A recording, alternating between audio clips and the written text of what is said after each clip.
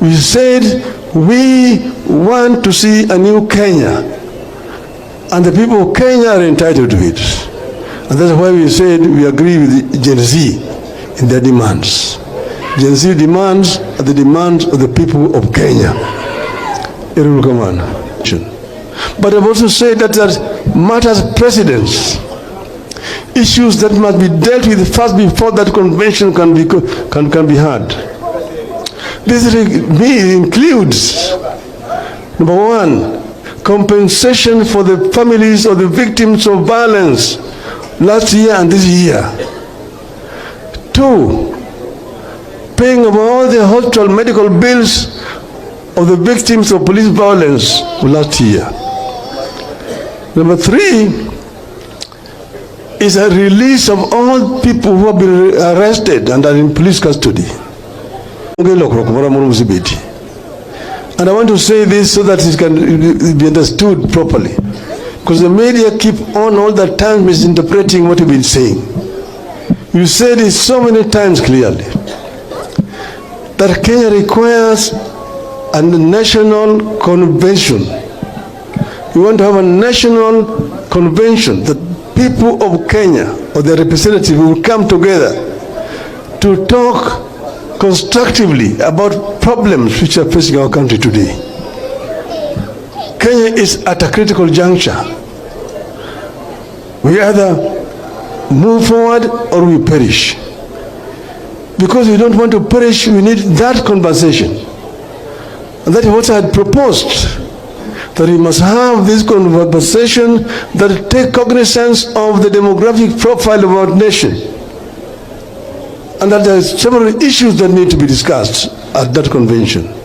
But I've also said that there matters precedence, issues that must be dealt with first before that convention can be had. This includes, number one, compensation for the families of the victims of violence last year and this year. Two, paying of all the hospital medical bills of the victims of police violence last year.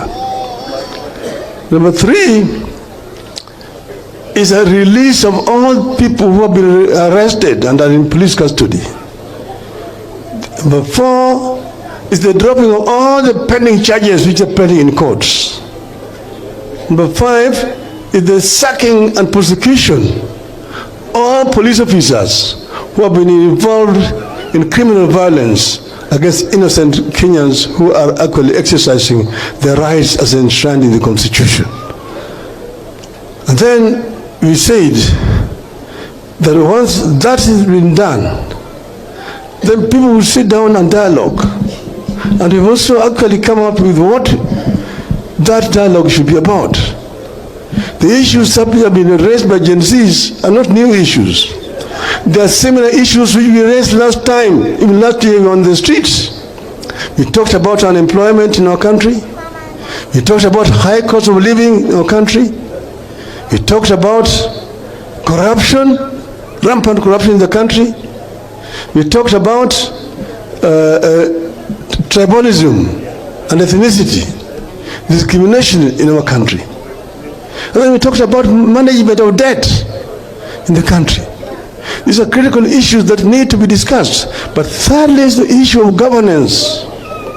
We have a new constitution, but we are not actually following that constitution.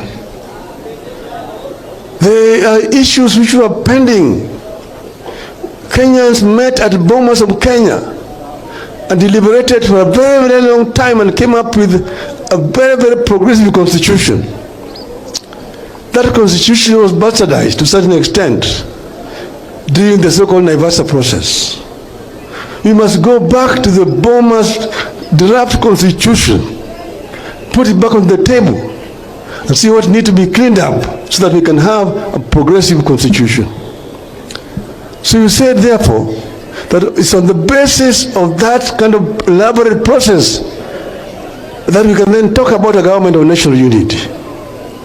But then you say that if you want to take some of our experts and get into your government, you release them to join your government. and work in accordance with the ethics of our party, ODM and azimio. This is what we said.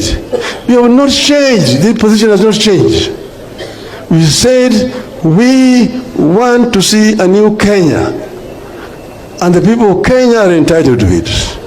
And that's why we said we agree with Gen Z in their demands. Gen Z demands are the demands of the people of Kenya. Irul Kamana. Hello, Sabaganya. Irul Kamana. Baba,